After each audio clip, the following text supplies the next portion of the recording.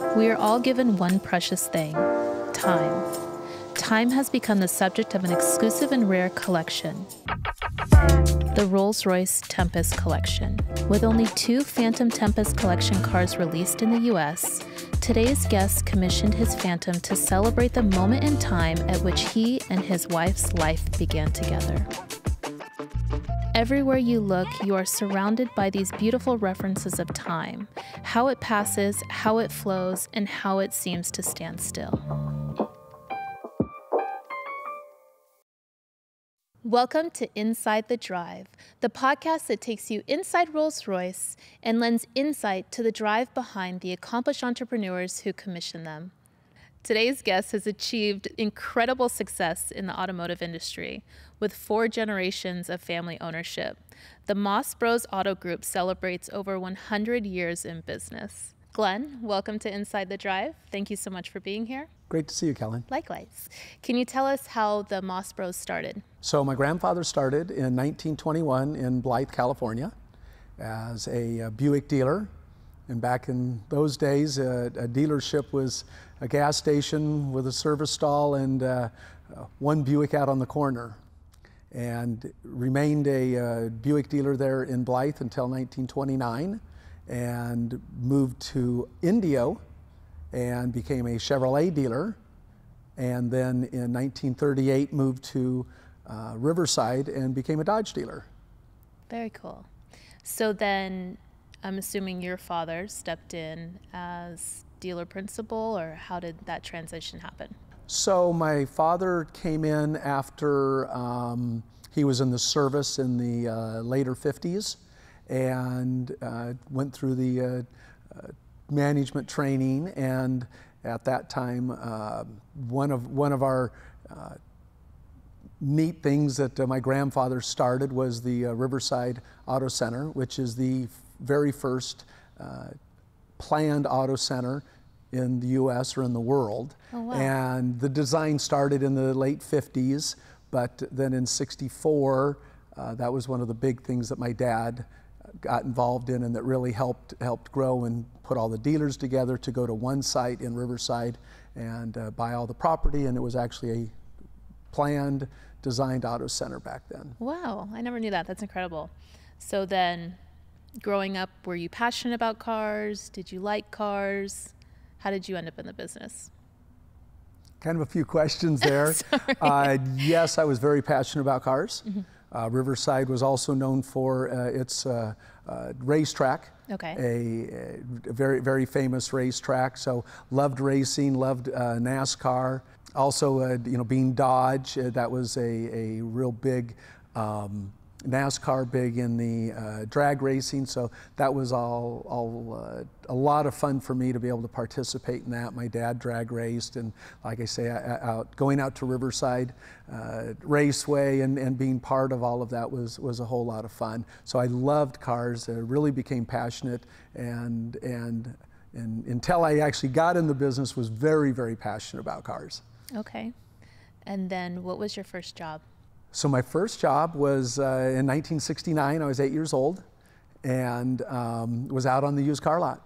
And back then everybody smoked. So it was sweeping up cigarette butts, wiping down the cars. Every day you wiped the dust off of them.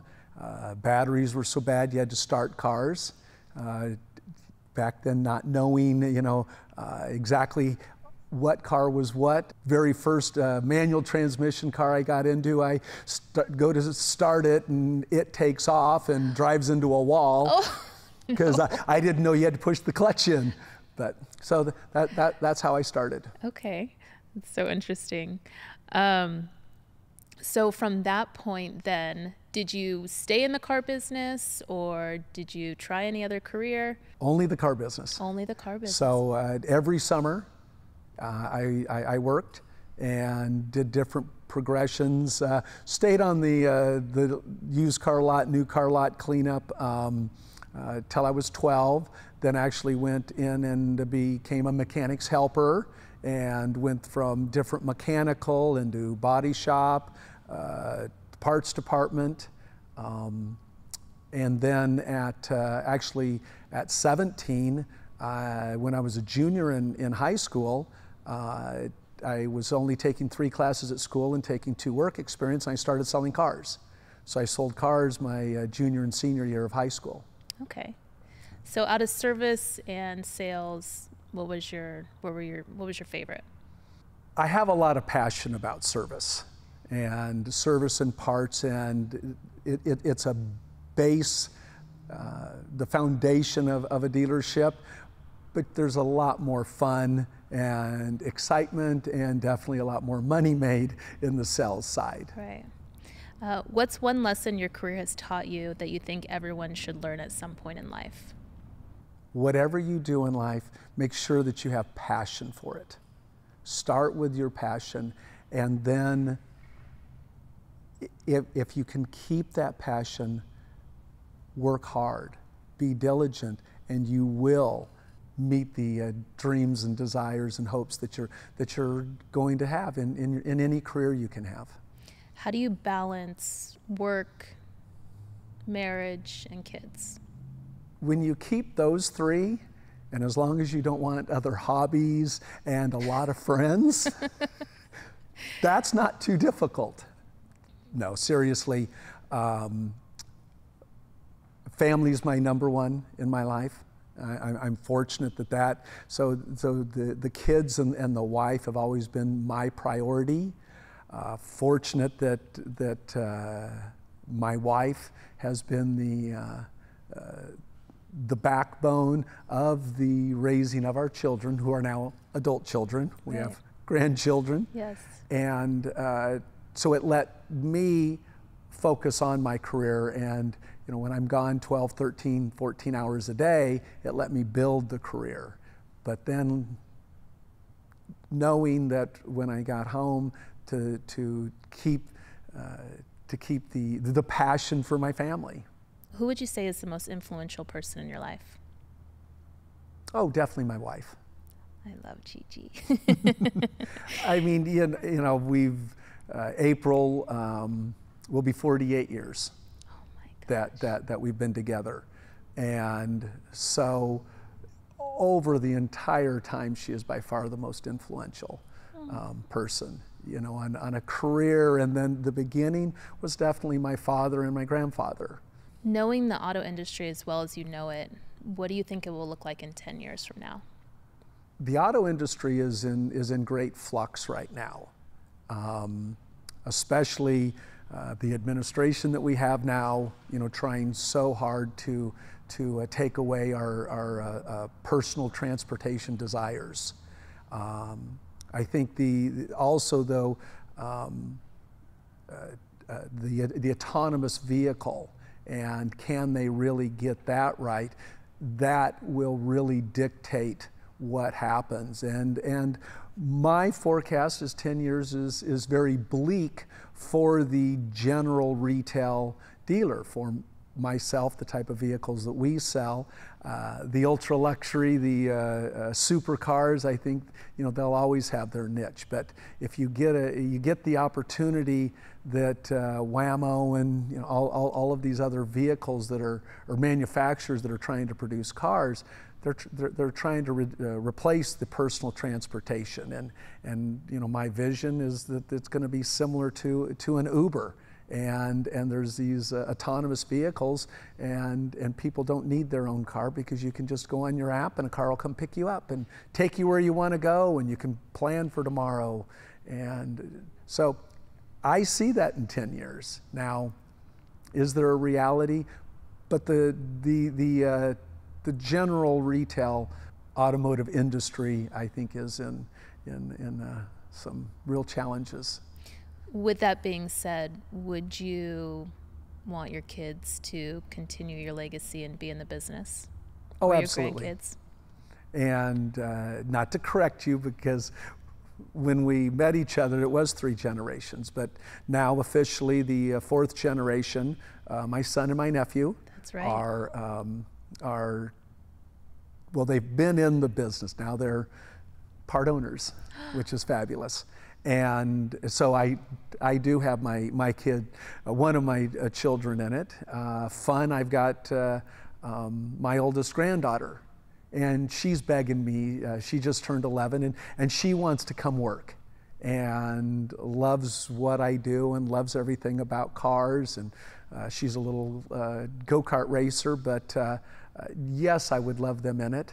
I'm trying to set things up that will be able to let us hopefully stay in the retail industry, automotive industry, but other businesses that can help support all of it.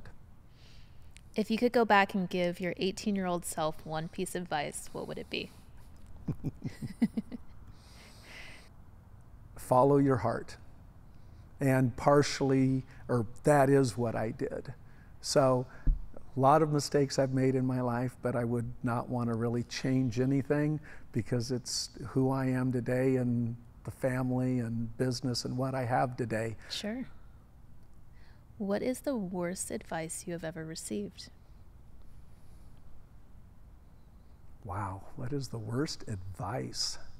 That you have to explore other adventures. And when I tried that, I didn't think that really fit into what I was doing. And so of all the advice, I think bad advice doesn't hurt, but that was probably the worst thing that I tried something different, non-automotive. And didn't work out too well. Didn't work out.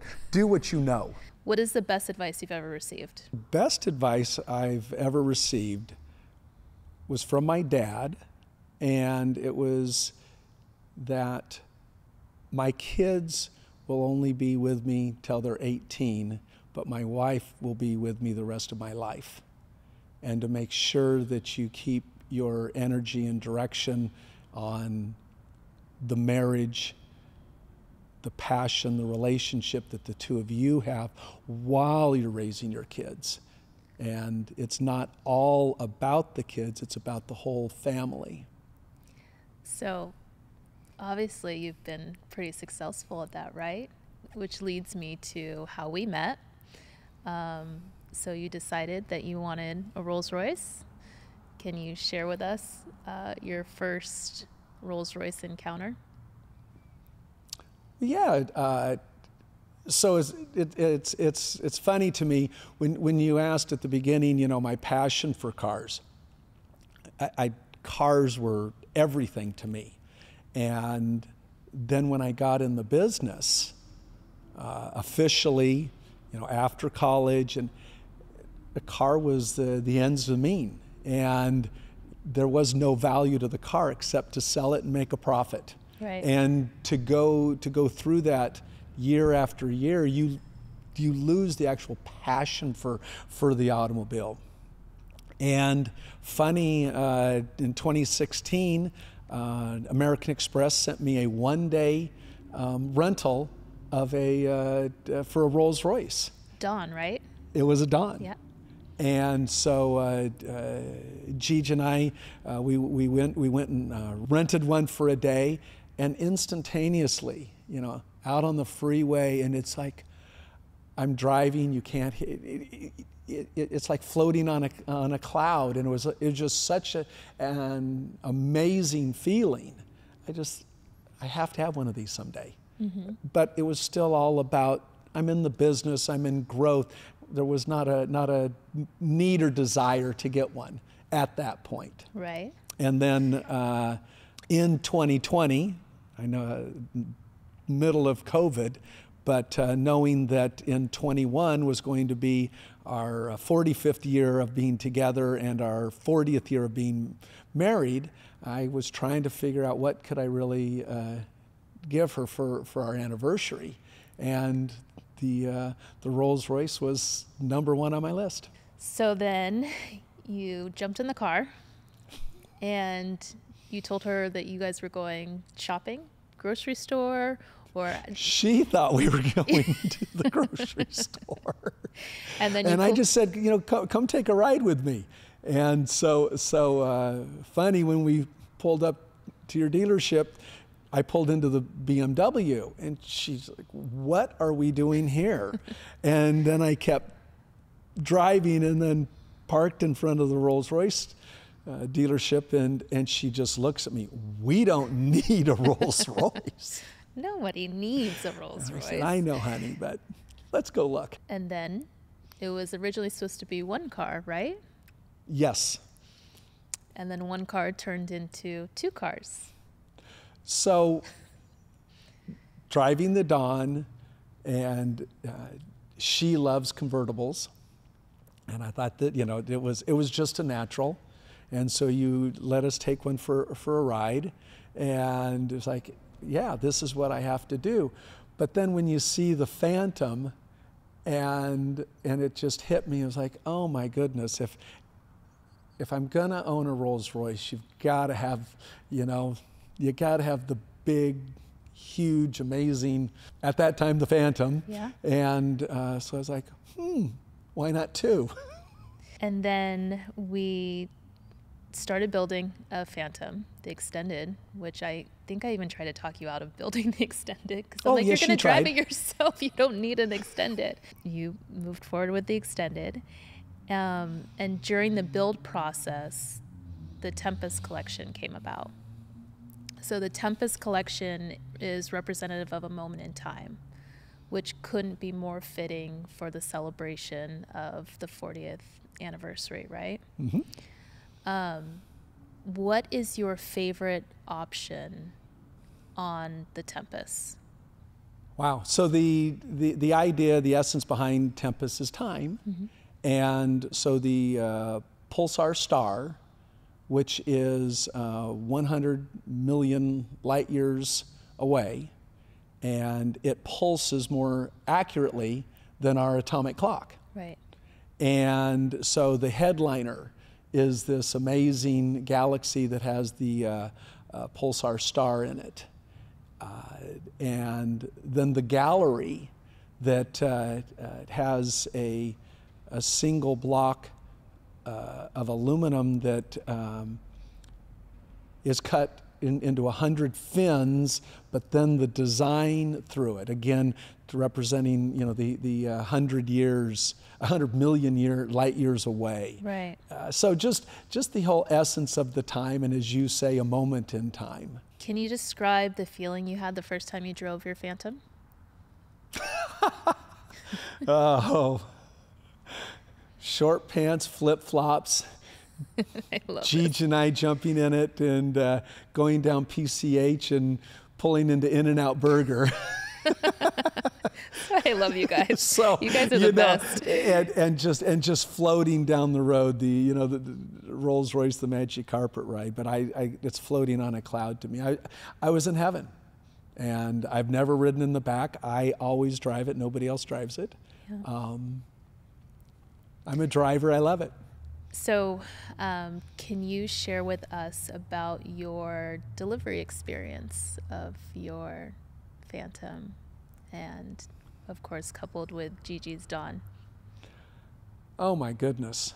So the most incredible delivery that you personally did, that you took such a personal, detailed attention to such a special event for us. So it was our 40th anniversary, and so you had both of them out on the lawn there at Dana Point, and I mean, my goodness, I apologize, the president of Rolls-Royce, how many people came out? Right. We had Martin Fritches. Yes. And I apologize. It's okay. And he, well, just all of you. And then to have my family. Yes. And the idea that these spectacular vehicles, this great time for her and I. So her Dawn was for our 40th Yes. wedding anniversary, and the Phantom was for our 45th anniversary from the day we met. Yeah. And a couple of exciting things that you helped us do was with the Spirit of Ecstasy. On the Phantom, we did the coordinates of where we met. Yes. Black Meadows Landing at Lake Havasu. And then on her dawn, the coordinates of the church that we got married at in Riverside. So the whole thing was so special. And then to have a professional person describe every detail of the vehicles to all of us, and out on the lawn and sunset, and then how you had dinner and all the lights and this magnificent table. It was unreal. So I maybe can make it as like an event planner one day, just in case. Yes, if you need a second career. No, I think you're doing great. You keep doing what you're doing. If you could describe Rolls-Royce in one word, what would it be? The greatest, the best. Was Rolls-Royce your first luxury car purchase? Rolls-Royce was the first car I personally ever bought. This is amazing. So now, can you share a little bit of, since your first Rolls-Royce purchase, what else is in your collection? Well, I've added 2 more Rolls-Royce. So Gigi and I, we both have Cullinans. Yes. And fun. You took us to Goodwood, and we just ordered 2 more. Yes. But I have, 4 Ferraris and 3 Lamborghinis. I have, oh my goodness, 2 Bugattis. I don't know. I have a pretty nice collection. You have so many. You can't. I have a lot. I have 4 McLarens. I just got the Senna, which has been something I've been looking for a little bit. So cool. I have a lot of neat cars. You're missing one though. My personal favorite.